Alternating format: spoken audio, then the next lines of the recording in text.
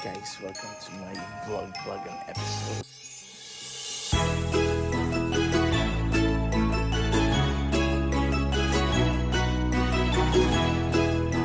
And for today's video, December 25, 8:44 AM.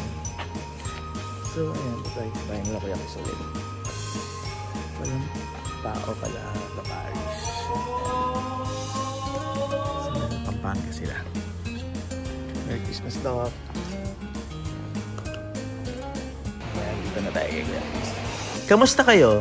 Today is December 25, 2025, Christmas Day, and this is already our 4th year celebrating Christmas breakfast exchange gifts dito sa bahay ni Kuya Doc Chris.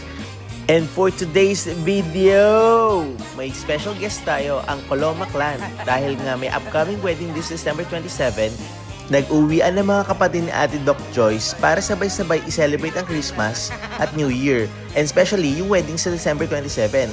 Talagang family overload ang saya. At syempre, thank you nga rin pala sa aming Giordano t-shirt sponsor, none other than Ate Doc Joyce. Sinimulan namin ang araw sa napakasarap na breakfast.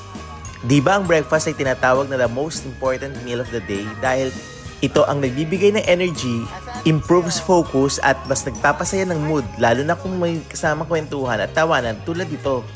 After breakfast, ito na nga yung pinakaihintay, exchange gift time na. Worth 500, unisex ang rule. At may warning, kung wala kang dalang gift, 1,000 ang ibibigay mo. Kasi daw wala kang effort, kaya lahat nagdala ng gifts. At eto na ang twist, ang exchange gift namin ay white elephant style. Ganito ang mechanics, bubunot ng number ang bawat participant. Kung anong number ang nabunot mo, yun ang order sa pagpili ng gift. Lahat ng gifts nakalagay na sa table at pwede kang pumili kung anong regalo ang gusto mo. Ngayon, bubuksan mo ang regalo. Kapag nagustuhan mo na to, sayo muna yan temporarily dahil meron pang chance yung iba na agawin na regalo sa'yo. Dahil ang susunod na kukuha na regalo ay pwedeng mamili sa mga naunang nabuksan na regalo o bubunot siya ng bagong regalo para makita ng susunod na participant kung interesado din siyang kunin na regalo sa'yo.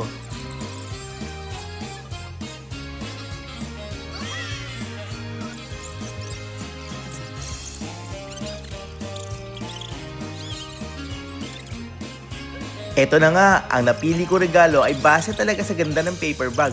At hindi nga ako nagkamali, ang laman ay 2 imported shirts galing pala kay Kuya Crony, straight from Canada. Feeling jackpot na sana ako, kaso yun na nga, inigawan ako ni Kian.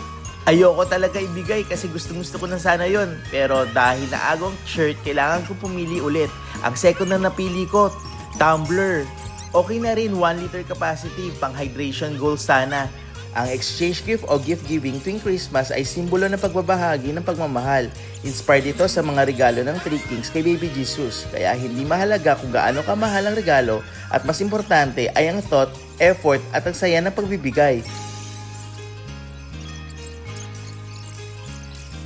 Pero ayun na nga, inagaw ulit. Apakaswerte naman talaga. Yung magagandang regalo nakukuha ko pero inaagaw.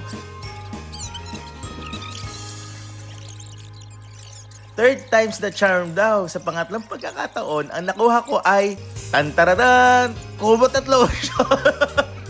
At yun na nga ang pinakakinakatakot kong mangyari kasi feeling ko wala na mag-a-attempt na umagaw nito. At tama ka, hinala ko sa bandang huli, wala akong pag-asa at ako na nga talaga umuwi ng blanket. Ganun talagang white elephant, hindi mo alam kung matatawa ka, maiiyak ka, o matutulog ka na lang sa kumot mo pag-uwi. Kaya tawa ako ng tawa kasi nga, yung kumot na natanggap ko, recycled pa, galing sa ibang Christmas party, tapos niregalo ulit. Teka, wait lang, parang mali ako.